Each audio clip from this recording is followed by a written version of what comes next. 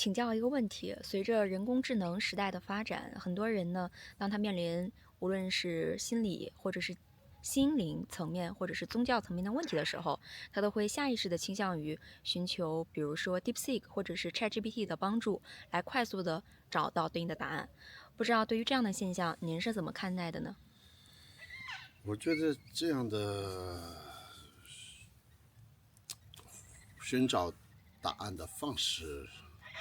就像我们以前查资料或查字典，后来呢，我们用 Google，能不能给你一些相关的，能不能找到一些资料？只是我觉得是一样的，可是不一样的地方在哪里？它就更系统了，更快速了，相对就是更完善了，所以能回答的就是更智能化了。所以就是当然这个不一样的一个层次，可是都是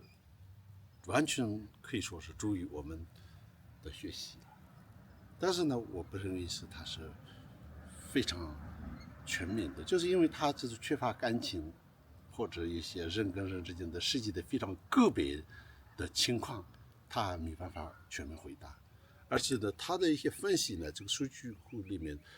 大数据的这个本身就是可以找到的一个答案，或者它就可能会就是根据很多的一个相同的问题，模式化。一个模式化，对，所以这样，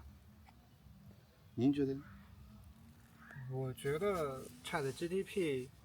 它像康姆说的，它已经融合了很多以前历史上存在的数据，它更加快的运算速度可以把它给大家展示出来，在显示器在屏幕上展示出来。但是如果我们更灵活一些、更开创性一些的话，它的回答可能就会有一些局限在里面。比如说举个例子，我自己亲身试验过的一个问题，就是在康布在讲普贤上师言教的时候提问过的一个问题，就是说 OK 巴蜀仁波切的上师是谁？是这个问题当时可能在课堂上有100多个人吧，每个人可能心里都震惊了一下，回忆了一下，因为当时康布讲的时候至少提过5位上师，因为他不光是大家都知道的那一位，还有巴蜀仁波切得到法教并没有很大宣传的一些上师。是这样的，比如说当时大家都在说如来牙尊者，然后康布当时补充是多智钦法王也在里面，还有上师，这些都在里面。然后我就当时就试验性的问了一下 ChatGPT 给出来的答案完全出乎意料，他没有提如来牙尊者。我觉得这个可能是他数据收集的问题，然后他也没有提多智钦法王，但是他给出的2位上师的名字呢，因为他是完全汉语给出的，我又不太确定这2位上师在某些文献或者我看到过，所以我觉得ChatGPT 最后总而言之一句话就是巴蜀仁波切，他还用的是华智仁波切这个名字。这个可以。他说就是总之就是大圆满教法的传承上师，就是一带而过了。但是所以通过这点我就觉得这个 ChatGPT 它的数据库其实并没有我们想象的那么完善。然后我的结论呢就是有问题啊，还是要请教上师，就是现在我们能看到的上师，上师的通过智慧也好，通过引导也好，通过他自己的学识也好，给出的答案永远是非常非常逻辑鲜明的，而且可以得到肯定的。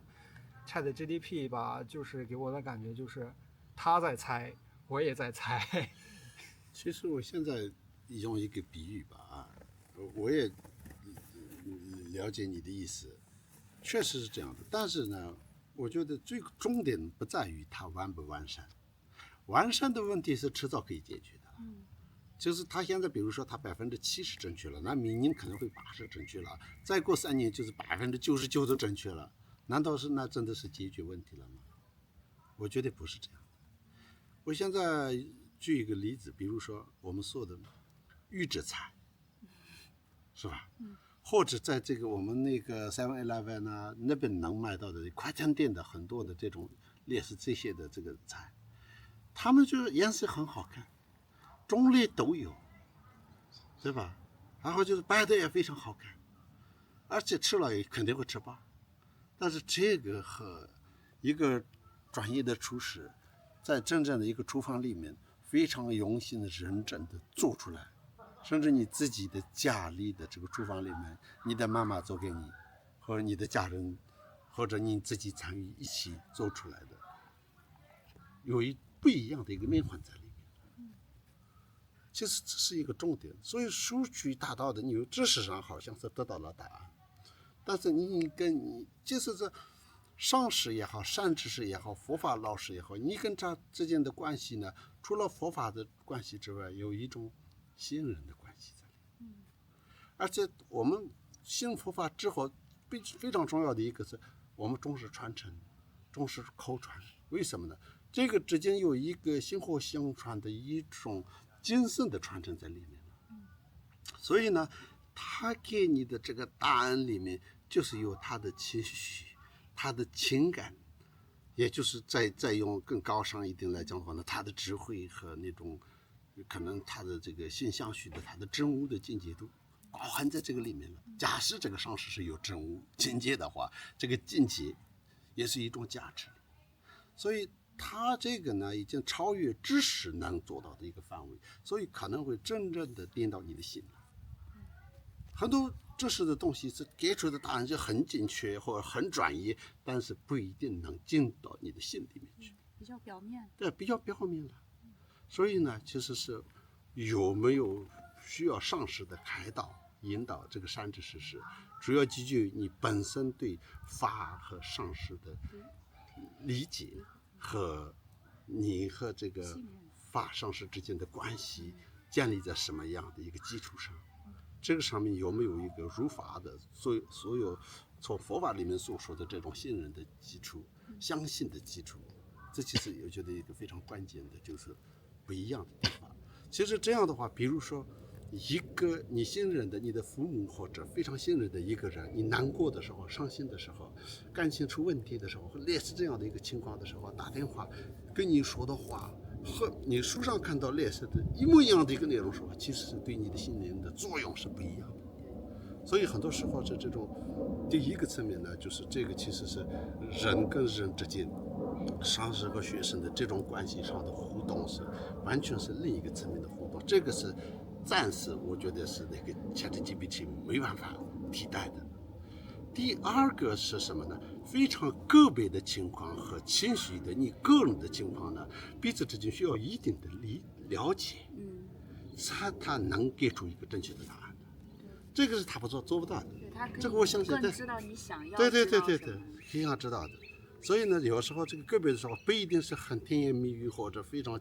这种巧妙的一种说法，不一定是，但是呢，他要讲的和你要听的这个之间有一个很真诚的一个理解的关系在里面，这个是价值基本是没有的。对，你同意吗？同意。他有时候给你只是说好像一个表面的答案，他不知道你真正想问的是什么，或者是需要的是什么。